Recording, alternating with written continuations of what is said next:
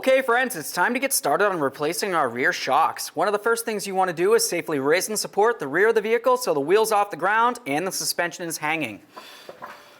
After that, we're going to continue on to removing all 5 of our 19mm lug nuts and then the wheel.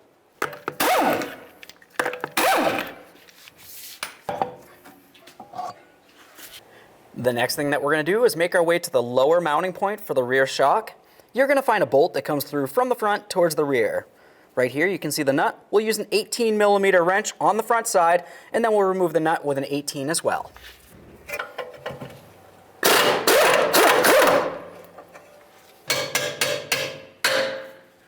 We'll leave that just like that, and now we can continue on up inside the vehicle. Now from inside the passenger compartment, to be able to access the shock, it's going to be located generally in this area right along here. So of course we're going to have to go ahead and get this plastic out of the way. So let's start by removing this panel right here. Let's use a plastic trim tool. I'm going to carefully get underneath one of these edges. We'll gently get under and pop it up.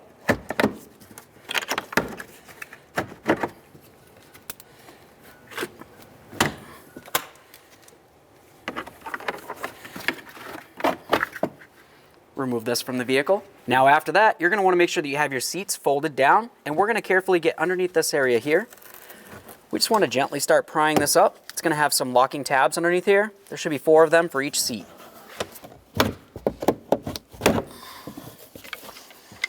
Now let's just go ahead and open this up. Once you have it open, we're going to be paying attention to each of the sides of the vehicle. You're going to find 2 10mm headed nuts on either side. Go ahead and remove all 4.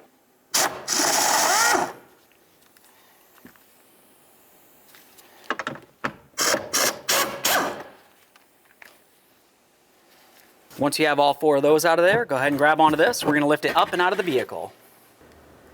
Now let's go ahead and come in from the front of these seats. We're going to go ahead and reclose them. And then reaching underneath this seat, we're going to have to go ahead and pull this up. There is going to be some brackets under there, so I'm just going to grab a screwdriver, or you can use a small pry bar, whatever you need. I'm going to carefully get underneath this area, and we'll just pop this up. Do the same on both sides. Now we're going to pay attention to the areas right along here, along the back side of the seat. To start removing this, I'm just going to use my bar. I'm going to carefully get underneath this area and gently pry it up. Once we get it pried up, we should be able to just lift it and push it out of the way. There we are. This side's off. Do the same on the other seat. Now we can go ahead and grab onto this, remove it from the vehicle. Now the next thing that we're going to pay attention to is the mounting bolts and nuts that hold down each of the rear seats. Alright, now the next thing we're going to do is start removing the back seats. Lifting up this flap right here, you'll be able to see all the mounting hardware for this one in particular seat. Right here on this back corner, you can see that we have a stud that comes through the body of the vehicle with a nut holding it down. That's an 18mm.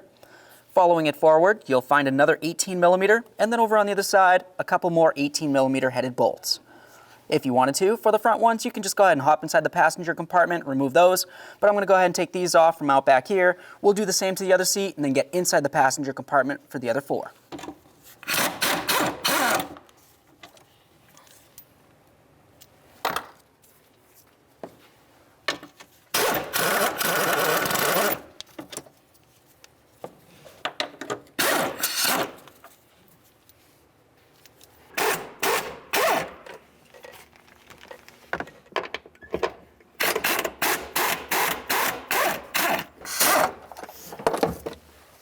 For each of these sides, just remember that the seatbelt brackets go over the top of the seat brackets. Now let's carefully grab onto those seats, and we'll remove them from the vehicle.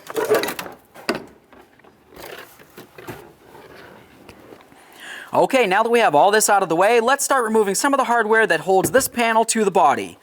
You're going to find that you have 3 Phillips head screws. There's one here, and then there's one located a little further up that we'll access in a minute. Let's go ahead and start pulling these out. There's one.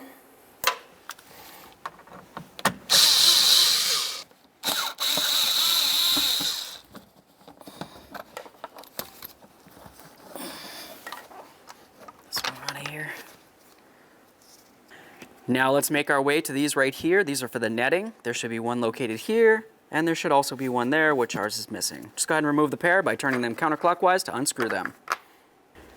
Now we would just do the same over on the other side of the vehicle. You're probably going to notice a couple slight differences, but overall it's going to look pretty much the same. You're going to have some Phillips head screws with these anchor points going all the way across. And then of course you are also going to have the areas for the netting. But the areas that will be different would be, of course, if you have this power outlet here, it should have some wiring going to it. And then also down here, you're probably going to find some wiring as well once this starts coming off. Now, once you have all that hardware removed, we're going to continue on up inside this area of the trunk. We're going to go ahead and pop this down and out of here, and then we'll continue on to each of the sides as well. Carefully get this in here. There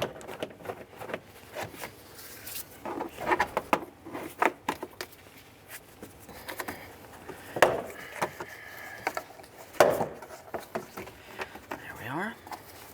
Now we're just going to reach up inside here. We're going to go ahead and pop these off. Generally, you can just go ahead and push on the little tab, pop that off. We'll do the same on this one. Press on the tab.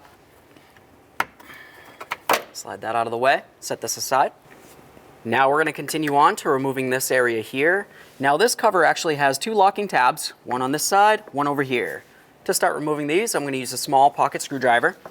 Essentially what I want to do is get behind this area here and in between that area. So I'm essentially just going to get right up and in here, carefully get in between the backside, gently pop that up.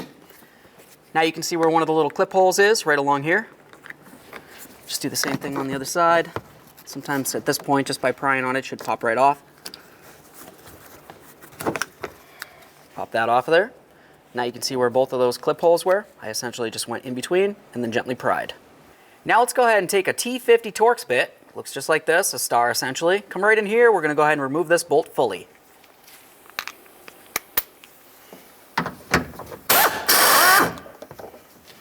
And now do the same on the other side. Now we're going to come right up along this area here. You can see that it has a square port. I'm just going to use a small pocket screwdriver to open up the trap door. Now up inside this area, there's going to be a T25 bolt, which generally you can see up and through here. Good.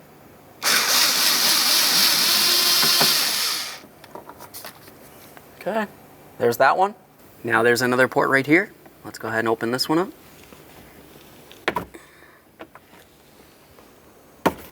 Pop that out of the way.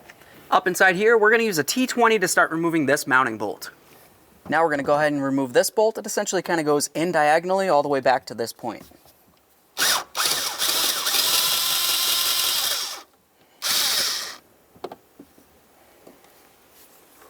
There it is. Now with our mounting screws out of there, let's go ahead and grab onto this. We'll start removing it.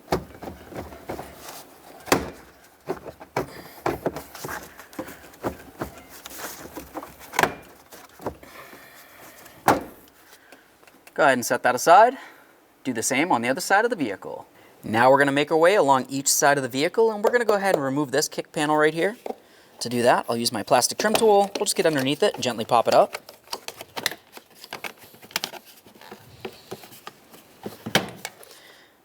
Set that aside. If you found when you were taking off this plastic piece, the stud itself stayed inside the panel, you just want to carefully grab onto that. We're going to turn it counterclockwise, unscrew it. Now we'll just come over here, carefully grab onto this. We're going to give it a little wiggle to start breaking it free from the vehicle. Let's try using our trim panel tool here. Just going to try to pop this free. Go ahead and remove the side panel.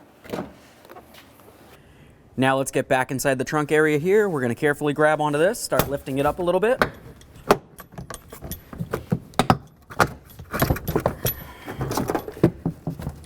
There's that. Now right behind this area right here, you're going to find some wiring. To start removing the wiring, we're going to go ahead and squeeze on the tab. You can turn this so you can find it usually. Just give that a little squeeze, pop it off of there. Every time you remove an electrical connector, just take a peek at it. If you see any funny colors, it's corrosion. Let's come down here to this one, squeeze the tab, lift it up and off of here. Inspect that. Now we can go ahead and set this panel aside. Now we're going to carefully get underneath this insulation right here. If you were to look, you can find one of your mounting nuts right there, and then the other one will be located right up along the front there. Go ahead and remove the pair. Let's use our 15mm socket to remove both of these nuts.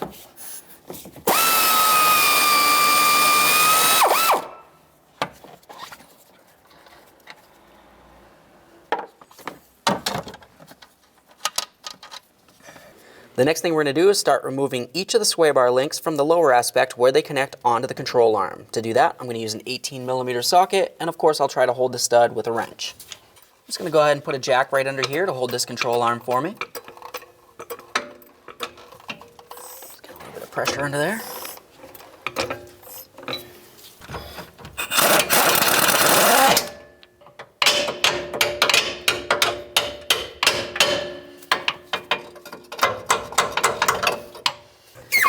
Go ahead and lower this down.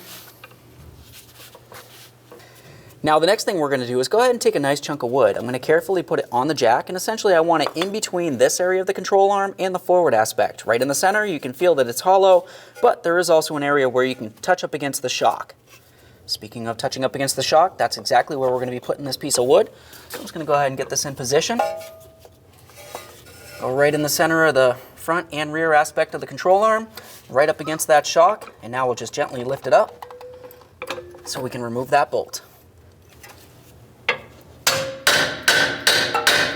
Now this is a threaded bolt, so I'm just going to go ahead and turn it right out of here.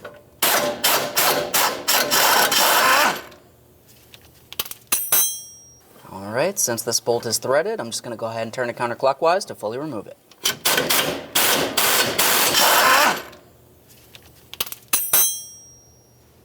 Okay, let's go ahead and lower this down. Now I'm just going to go ahead and use a pry bar. I'm going to carefully come up across the top of my knuckle, you can see it up here, and then make my way underneath the body, basically directly behind where the shock is. Now we're just going to gently start prying down on this, and we're going to try to get this right out of this area here.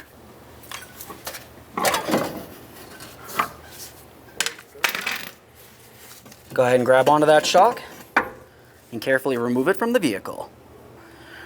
Okay, now it's time to install our brand new rear shock. Go ahead and make sure you take off both of the upper mounting nuts here, and don't do anything with the center one right there. That's not something that we need to touch. Let's just go ahead and get it in position. We're going to come right down through that lower control arm. We'll slide it up into the body of the vehicle. And now generally I just like to peek inside there. I'm going to take both of these nuts, start them on there so this can't go anywhere, and then we'll come in down here and we'll do the lower aspect as well.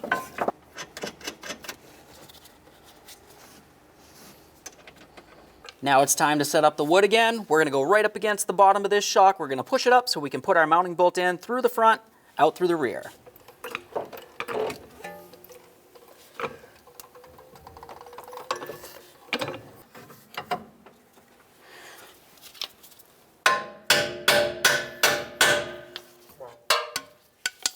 All right, now that we have that through there, let's continue on to putting in our sway bar link right here.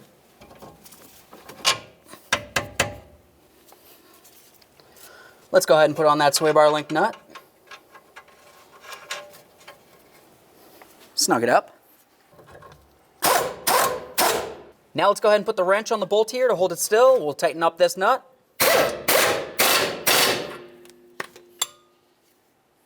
Now let's go ahead and torque this sway bar link to 35 foot-pounds. Next, we're going to go ahead and torque the lower shock mounting bolt here. I'm going to go ahead and hold the bolt from the forward side, and then I'll torque this nut to 73 foot-pounds.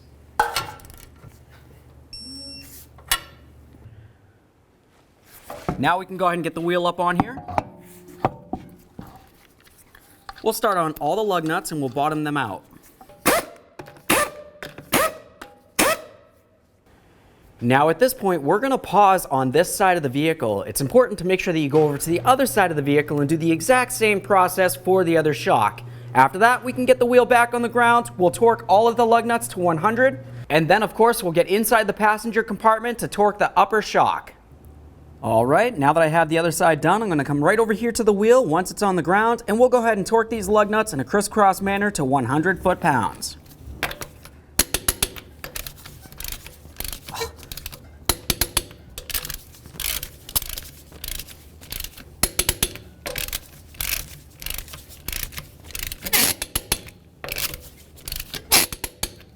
Go ahead and do the same on the other side of the vehicle. Once the wheels are torqued and all of the wheels are back on the ground, let's go ahead and snug these up.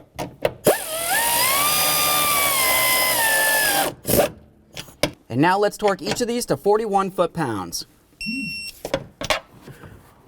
All right, once you have both sides torqued down, let's continue on to putting in our side panels. I'm going to start over on the driver's side because that's the one that has the electrical connectors. But on the back side of each of the panels, I just wanted to mention you're going to have a whole bunch of little push tabs that go pretty much all the way around it. Essentially, you just want to go ahead and have everything lined up with where it needs to be, and then of course press it in. Make sure you grab that seat belt. We're going to put it up and over. Get it semi in position. Now we can come along the back side here, plug these in. Listen for a click, give it a tug to make sure it's secure. Now we'll do this one. Listen for a click, give it a tug. Now let's get it in position.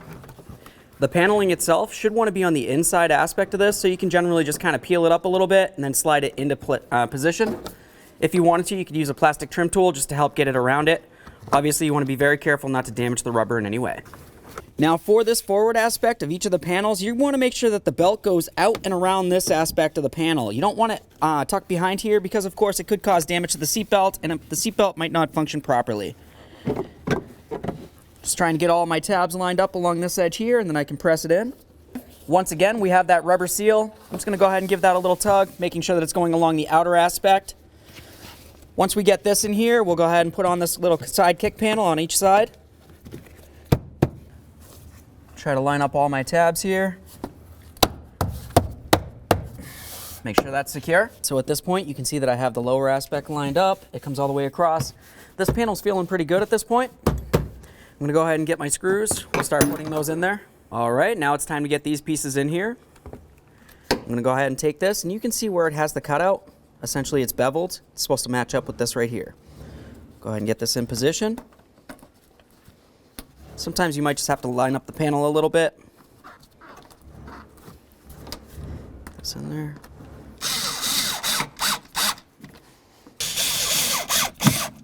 Now we can start putting our net holders on.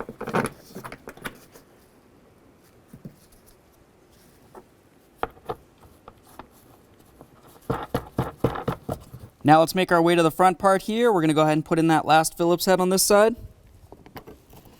Just get it started in.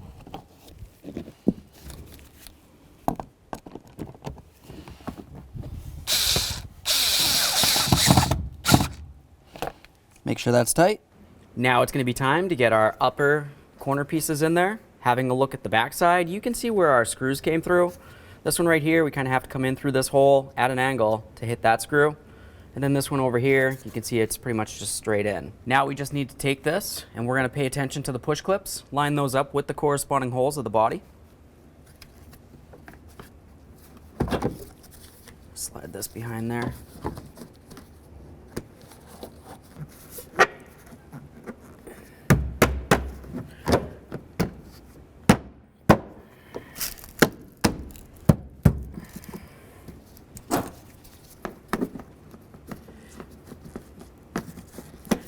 Now let's go ahead and get this screw in here. Just going to carefully try to get it lined up, see if we can get it started in.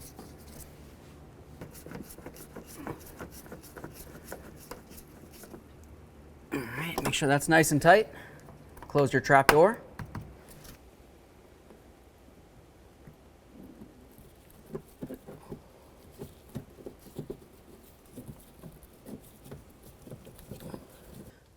All right, that one's nice and tight.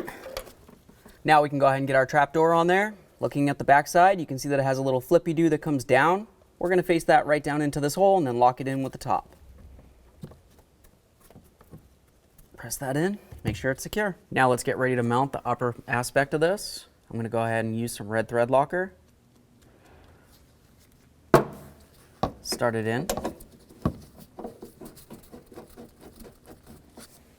Snug it up.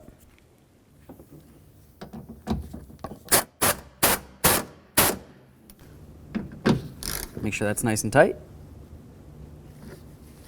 Now we're going to go ahead and do these covers. Looking at the back, you can see that it has the square holes where the tabs that are on the back side of this need to go. I'm just going to go ahead and take this. We'll slide it right up and over the top, lock it down, make sure it's secure.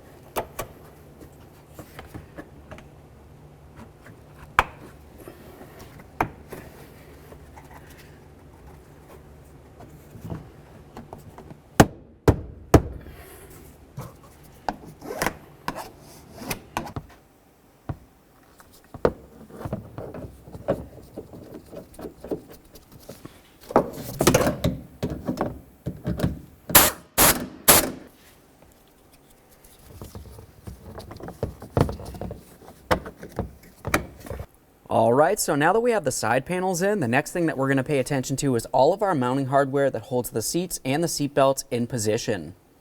Now what I like to do is just use a little bit of red thread locker on each of the bolts, on the threads of course. We'll get all of these done.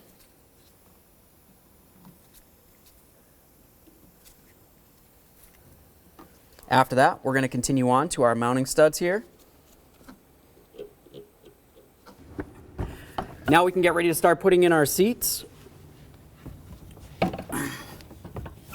Put this right down over the stud right here. There we are. Now the rest of the bolt holes should start lining up. We'll just get them in position. Go ahead and take one of my bolts for back here. Put this one in there. Take the nut, put it on here. Now we're just going to make sure we take our seat belt, put it up along the front there. Let's grab 2 more of our bolts and make our way to the front. Get this on there. Now we're going to take the seat belt bracket. It's going to go right in between this area. You can see where it's notched out. Press that right down into position. Take that mounting bolt, start it in there. Now before we go ahead and tighten this up, just double check to make sure that the belt isn't twisted in any way, and of course make sure it is still in position by the time you tighten it up. Okay, we can tighten these up.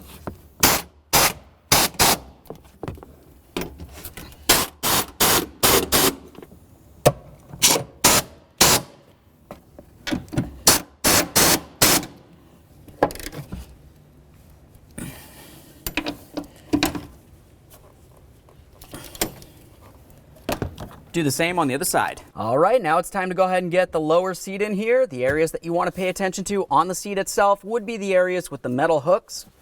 That needs to fit down along the area closest to where the seatbelt bracket is, right along here. So that's obviously on both sides. Aside from that, you also have seatbelt buckles. Make sure you have those up so that way there your passengers can use their seatbelts properly.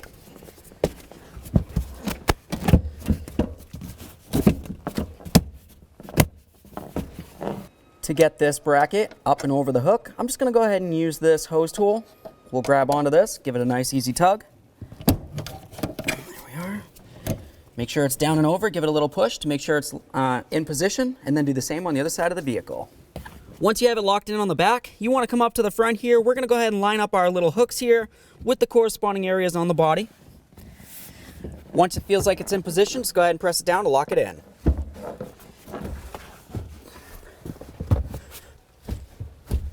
Give it a little wiggle to make sure it's secure. Double check to make sure your seatbelts are where they need to be. Perfect. Now we can go ahead and fold the seats down again. Now we can get our storage box in here.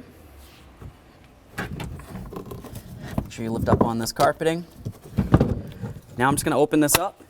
What we're paying attention to is to make sure that the studs fall into position. You can see that I have these 2 in here. These 2 over here look like they're good as well. After that, let's go ahead and start on all 4 of our mounting nuts. Once they're all started, we can go ahead and snug them up.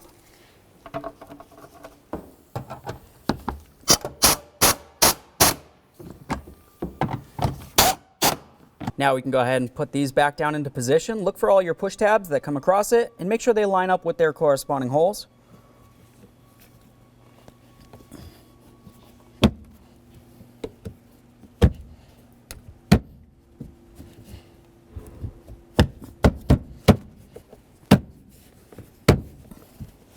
Now it's time to get this piece in as well. Let's have a look at the bottom side. You're going to find a whole bunch of push clips. They need to fit into the body where you can see that they have the spots. Also, we have this little ridge right along here. That needs to fit underneath this area. So I'm just going to come in just at this angle. Now we're just going to slide it right underneath this area. Okay, just carefully roll that down. Once again, we're trying to line up all those push clips with where they belong. After that, let's just go ahead and take our trim tool. We're going to start pressing this in, and we can take our trim tool to make sure that the weather stripping's in the proper area.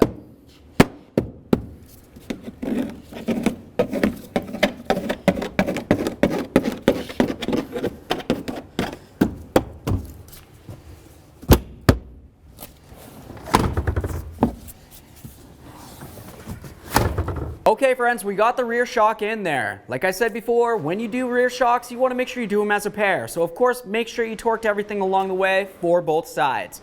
Aside from that, take it for a road test, make sure you don't hear any funny noises, and get yourself down to your local alignment shop.